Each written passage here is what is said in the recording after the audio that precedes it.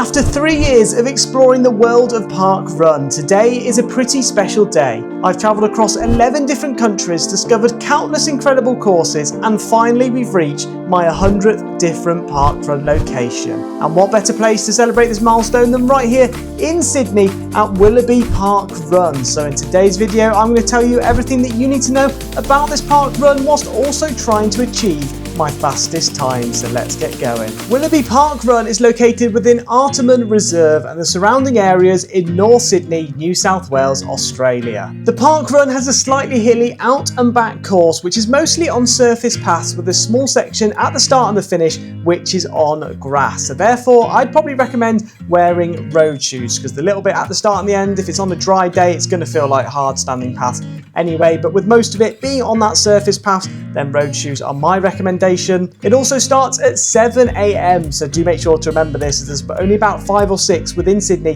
that start at 7 AM. The rest are all 8 AM, so you don't want to turn up too late. And it is also good to note that the parkrun is buggy/pram friendly, it is dog friendly too, and yes, there are public toilets literally located right next to the start within the Artarmon Reserve, so in terms of facilities, this one is perfect. As it is the day before the city to surf, I didn't actually want to get a PB today, so I wanted to pick a course which was slightly hilly, so I knew I wasn't going to get a quick time and didn't get that urge to try and go faster and faster, so hence why I picked this one today.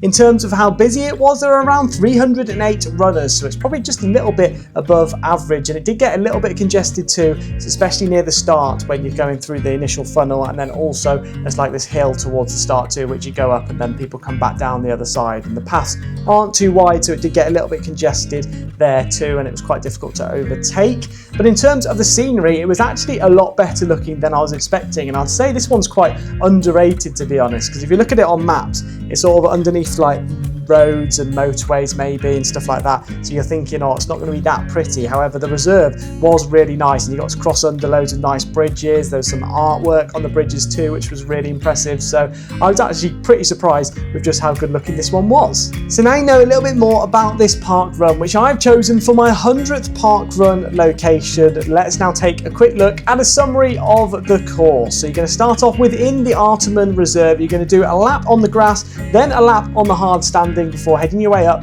and then back down the other side. You're then going to follow your way underneath some bridges around the motorway, do a quick U-turn at the far end, then head your way all the way back, with most of the incline being right at the end. So you've got an elevation gain of approximately 42 metres and a max elevation of 70 metres, making this one not a great one for if you're looking for a PB. Now I've taken you through a quick summary of the course. Let me show you it in just that little bit more detail. So you're going to start off within the Artarmon Reserve here and head your way towards the south. So it is on grass to begin with, and you'll do a quick loop of the athletic field before turning off to the left and onto that hard standing path, which you'll be on for most of the remainder of the run. You're then going to complete a second loop on that hard standing path, so it's uphill to begin with, then as gradual downhill, you turn off to the right, cross a bridge, and then it is an uphill back to the athletic field. Once completing that second loop, you'll then do a left-hand turn onto Cordier Way, where it is a gentle incline all the way up towards Artarmon Road, and then you'll do a U-turn and head your way all the way back down. Once hitting the reserve again, you'll do a left-hand turn where it's again that gradual incline, followed by the decline, and then it is pretty undulating as you make your way under Gore Hill Freeway. So you're going to follow Flat Rock Creek all the way towards Flat Rock Drive, crossing underneath a couple of bridges, and then you're going to do a sharp left-hand turn and head your way up towards Wilkes Walk.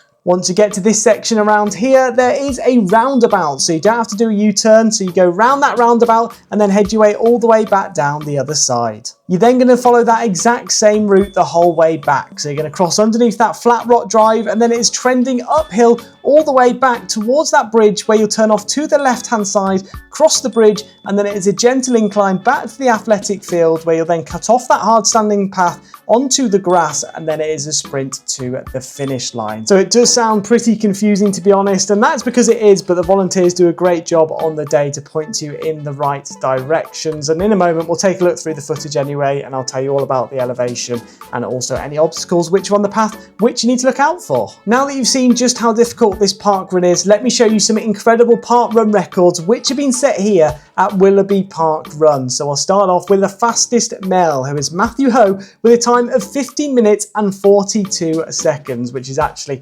incredible for this course. The fastest female is Beth with a time of 17 minutes and 30 seconds, so equally as impressive.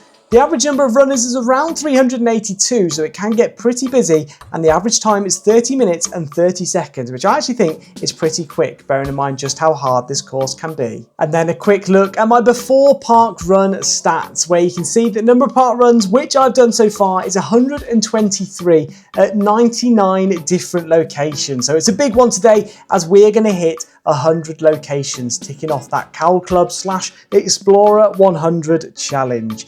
My best finish position is 4th, which was set in Poland and also in Australia. And then my fastest times you can see down there at the bottom. But today, because we have got the city to surf tomorrow, we're not going to be going all out. So we're not going to get a fast time today. Going to take it nice and easy, and we'll just chill out and enjoy the course. And now we're at the point in the video which you've all been waiting for. So let's get down to event number 449 of Willoughby Parkrun, where you can see it's a pretty busy start. Everyone is lining up at the front, but most importantly, I've been working for 3 years to try and get to 100 different parkrun locations, and by the end of today, hopefully we will have done it, and we should achieve that Cowl Club / the Explorer 100 Club challenge. So I actually can't wait to complete it. It's taken a while. We've done parkruns in 11 different countries, which is a bit crazy too, and we're hopefully going to get our 12th country towards the end of the year as we head over to New Zealand. But you can see it starts on grass to begin with. It's nice and cloudy today too, so we're not going to get too hot. However, this one is a perfect one for during the summer, as there is a lot of shaded areas which you'll see throughout this run. So we're going to be setting off in 5, 4, 3, 2, 1, and the parkrun begins. So let's see how we get on today at our 100th parkrun location, Willoughby Parkrun. You can see at the start too, there's a little bit of a funnel, so you could get stuck in a bit of congestion at the start. So if you're looking for a PB or a fast time, then do make sure to get close to the front, otherwise you may lose a couple of seconds right there. Don't worry, we're not going to be running the whole of this run at 7 minutes per kilometre, but right now I'm running alongside Beth, so Beth was pretty happy that I was joining her for today's park run, because we're going to be taking it easy as we've got the city to surf tomorrow. But the start, it was a little bit congested, and now opens up so you can overtake pretty easily. It's on grass to begin with, so that is going to slow you down, especially in the wet weather and if it's a little bit more boggy. However, for the rest of the run you are pretty much on hard standing, so no complaining on that front. But if you are enjoying this review so far, then do make sure to smash that like button, and if you're enjoying the video too, please do hit that subscribe button. It does go a long way to supporting the channel, and hopefully my videos have been improving, as I did see that you all loved that city to surf video which came out just a couple of days ago, which I absolutely loved too. So let me know if you actually came to Willoughby Parkrun and you also did city to surf, because I bet a lot of the people running the parkrun today also did city to surf the day after. But we're still on the grass. We're now going to cut off to the left and onto the hard standing, so we'll be on hard standing for pretty much the rest of the run apart from the finish. So let's see how we get on over this first half kilometre.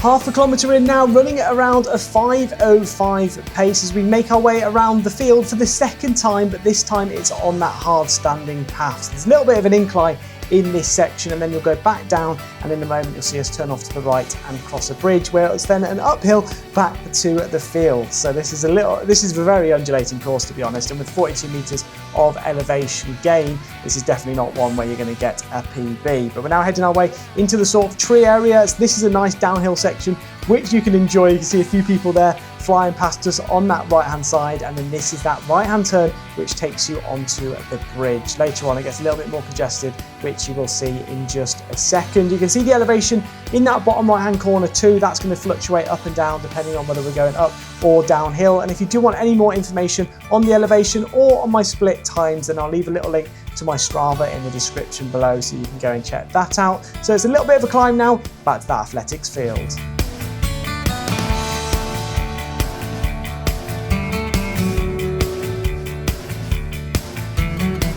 Kilometre 1 complete and loop 2 complete now. So we did that first kilometre in a time of 5 minutes and 33 seconds. So a lot slower than usual because we're taking it easy. But now we're turning off to the left hand side and we're going up Cordia Way. So this is where it gets slightly more congested as the path gets thinner, and also people will start coming down on the opposite side. So it gets harder to overtake, because if you go onto the right hand side, you'll collide with the faster runners, which you can see just now on that right hand side. So we're doing well at the moment. run. This is a gentle incline, so it's going to slow you down a little bit, and it goes like this for about half a kilometre until you get up to the top. But like I was saying earlier, just make sure to look out to that right hand side, because otherwise you might run into some people coming back down, so be careful when overtaking. You can see as well, it's all in a very shaded area with all the trees above us. You can see the elevation now, it's beginning to increase, but we're doing all right. Heart rate's at 167, so it's not too high. However, it's going to get higher as we make our way up the hill.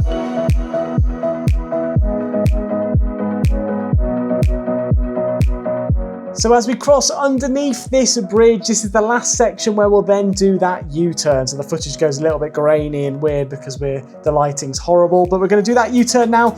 And now it is back down the other side, so you can take it a little bit easier, as most of this bit is now downhill. It's obviously all undulating, but with most of it being downhill, you can pick up the pace, which is quite nice. You can relax a little bit, and the heart rate should begin to drop in just a moment. It might be a little bit off the elevation in that bottom right corner, and also my paces today, because it is in between the trees, so the GPS messes up a little bit basically, and we might get just over 5 kilometers when we do hit the ends, but we're still doing quite well, keeping off to that left-hand side and to make sure that we don't run into the runners on the right.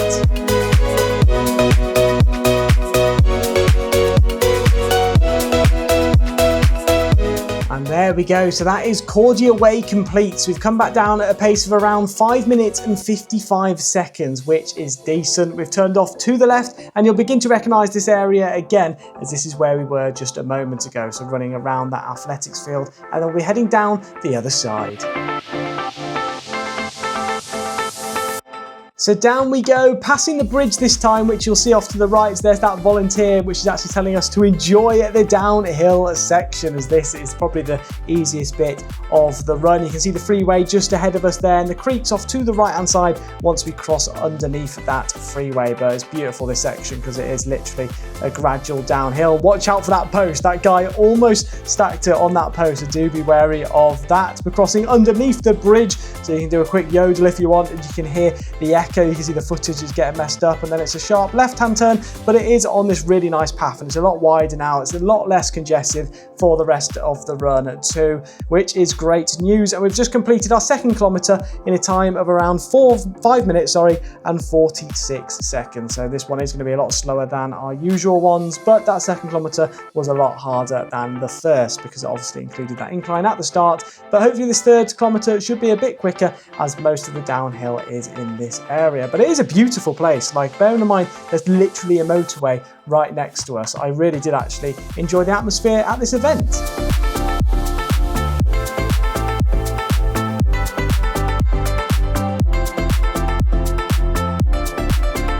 So we're now coming up to the halfway point, and we're still doing well, running at around a 5:30. Got a couple of barriers there to dodge as you continue your way downhill. You can see the elevation has dropped all the way down to 39 meters right now, and it is getting lower and lower. So do save some energy for the way back, as you've got to come up all of that elevation on the way home. It was actually quite funny. I don't know whether you saw that dog owner there picking up the lead. So basically this guy was running with a dog, and the dog kept slipping out the lead.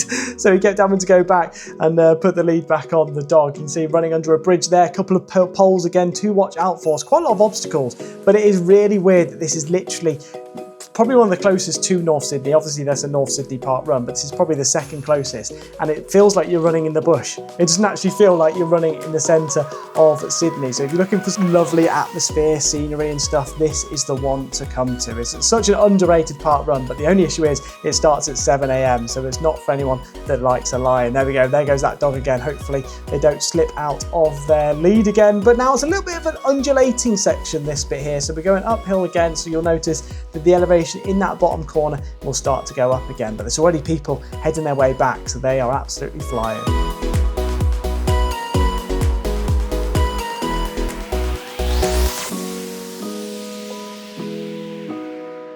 3 kilometers down and 2 kilometers to go, and as expected, this was my fastest kilometer, and it probably will be yours too, and we did it in a time of 5 minutes and 21 seconds, so definitely save up some pace for that downhill section. However, it'll get a lot harder when we turn around and head our way back up that bit, but we're still doing well, running through this bushland sort of area again, and we're crossing under our final bridge before we'll do the U-turn and head our way back. But I would also like to say a huge thank you to all of the volunteers who were on the day. They were all amazing, really up for it too, and a lot of people were really happy to be there because of the City to Surf, which was the day after. We're just literally about to cross under a bridge now, and this one had some really cool artwork. I don't know if it was Aboriginal artwork which was on the side, but this bridge was probably my favourite of the bridges. The run director was great too. I went and spoke to him at the end, and he was really nice and friendly, and it was funny because I then bumped into him at the City to Surf the day after. So it is a really great atmosphere, especially if you've come during the City to Surf too, and I definitely enjoyed this one for being my 100th parkrun location, which I'm buzzing about. So after that bridge, it is a slight bit of an incline as you make your way towards the roundabout section. So what I love about this turn is that you don't have to do a sharp U-turn. Instead, you do a nice little roundabout. You don't get in anyone's way. You don't have to slow down too much. Your legs can keep going, and then you head your way back down the other side. And we're now heading our way all the way back to the start, where will be the finish line.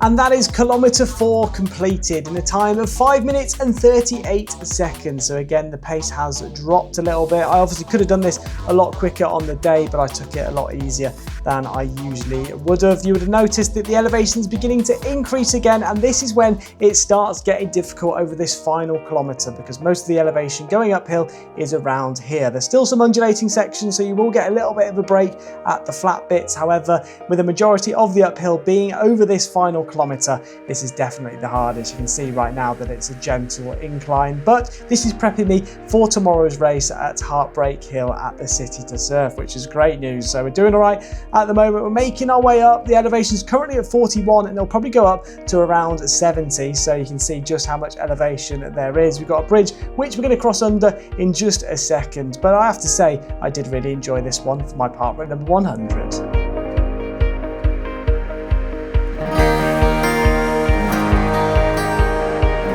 So this is probably the hardest bit of the run, to be honest. So you're running alongside the freeway. It's a gentle incline all the way up to the top, where you then will turn off to the left-hand side, cross that bridge, and then it is an incline for the rest of it. So the pace has dropped all the way down to a 6:20, which is all right because we don't want to go out too hard and then ruin our legs for the run tomorrow. As I was saying earlier, there is a few sections which are flat, so there's a nice little bit of a flat bit there just to rest your legs before doing that incline again. So one of my biggest tips for this run is don't go out too quickly. If you go out too fast, you're going to struggle on the way back, and you're not going to be able to get up to the top, and then you're just going to ruin your time. So if you are going for a fast time at this part run, then do take it easy to begin with. The heart rate's all the way up to 182, so you can see even though I have slowed down, I am still I'm breathing pretty heavily at 186 right now. But we're doing all right. We're almost back at the top, and then it'll be a sprint to that finish line.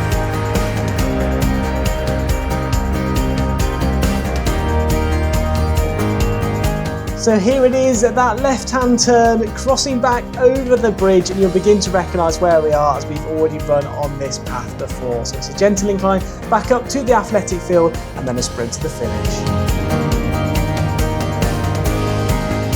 And here we go. So it is the final 100 metres of this park run, and the final 100 metres which I have to do before completing my 100th park run location. So I'm just going to enjoy it, give the camera a quick wipe, get a photo on our way down, and now it is that sprint to the finish. You've done all the inclines. You can see someone flying, but oh my goodness, 2 people flying past us there right at the end who have absolutely smashed it. You got someone else that's gone out to do another run, so impressive for them. This is where you cut off onto the grass, as I was saying earlier in the last little section, which is on grass, and we've almost done it. So it's that final run. We finished the last kilometre in a 5:48, and we completed the park run in a time of 28 minutes and 56 seconds, finishing in position 145th. But most importantly, we have done it. We have completed 100 different park runs, and we have managed to complete the Cowl Club Challenge / the Explorer 100 Challenge. I don't know why they changed the name for that. Someone will have to let us know maybe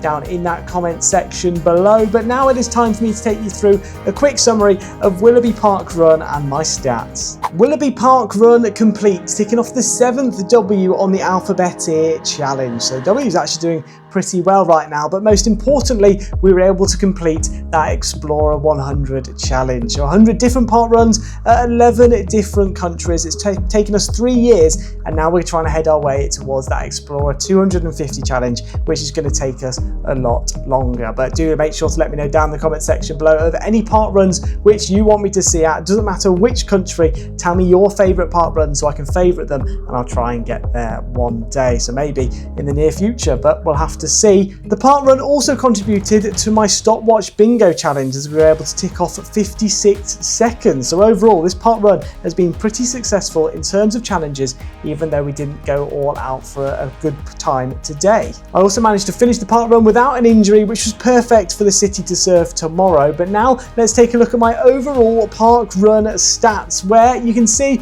we've gone up to 124 park runs, but most importantly, we're up to 3 digits. So we've got 100 different locations. Obviously, all of my fastest times and my best finish position stays exactly the same, as we didn't go all out for the park run today. But it was a really enjoyable one, and I definitely recommend going because it is definitely underrated. The scenery was incredible, and I was actually really surprised with how nice it was, bearing in mind it is in the middle of a city. But if you have got this far, I do hope you have enjoyed the video, and if you have, do make sure to smash that like button and also subscribe if you're new, as you're not going to want to miss out on the next 100 park runs, which I do. And also check out some of the races. So the City to Surf video was a banger, and also the Sydney Half Marathon. Both of those were amazing, great fun, and the atmosphere was buzzing. But now, as I always do, I'm going to take you through a couple of the pinch points. So these are the points which are going to slow you down and stop you from getting your PB at today's park run. So pinch point number 1 is going to be the fact that it is slightly hilly. So there's lots of undulations, lots of elevation, gain of 42 meters, so you're going to find it difficult to get a quick time at today's park run. Pinch point number 2 is going to be the fact that there is a U-turn, so the U-turns always slow you down, take a couple of seconds off your time, but thankfully following the U-turn it is a downhill section, so that makes it a little bit easier. Pinch point number 3 is going to be the congestion, so I think we found it quite difficult to overtake, especially along Cordia Way near the start where there's people coming back down as well. That made it a little bit harder to overtake. And then pinch point number 4, which is just going to be a small one, but it is the grass. So there is a few sections which is on grass at the start and at the finish, and if that got wet, that would obviously slow you down too. But apart from that, I wouldn't say there are any other pinch points, but let me know of any that you can think of down in the comment section below. I'd also like to do a huge shout out to Chris, who came up to me at the end of the run today, and he said that he really enjoys watching the videos, and I do appreciate all of the support from him. We were also talking about City to Surf, which he did do, and he told me that his target time was under 60 minutes, and he managed to get 59 minutes and 59 seconds. So a big well done to Chris. Let's get a well done for Chris in the comment section below. And now we'll move swiftly on into the tips and tricks section, where I tell you how to get to the park run and where to go for that all important post park run coffee and cake. So we're going to start off with public transport and start off with the train. So there's the Arterman station, which is about a 13-minute walk from the start line, and it takes 3 different trains, which you can see in that top corner. So in terms of trains, this one is perfect. And then in terms of the buses, the closest stop is along Hampton Road, and from there it's about a 12-minute walk. It's literally right next to the train station, and it takes these buses, which you can see in the top corner right now. But if I were you, I'll just check Google Maps, see which is the best option for you, and then obviously take that route. But then if you are looking to drive to this park run, then there is plenty of parking. So there's parking within the reserve, but they do actually say that there's strictly no parking along Borough Road between Harden Road and the Oval. So you're meant to park further down Borough Road towards the train station where there's even more parking. So there's quite a lot of on-street parking in and around the area, which will take maximum 15 minutes to walk to the start. So in terms of driving to the park run, this one is perfect too. And then finally, the all-important post-park run coffee and cake. Where does everyone head over to? Well, they go to the Everyday Kitchen, which is a cafe that's about 12 minutes walk from the finish line. So if you're looking to socialise, join in with all of the park run volunteers and the other runners,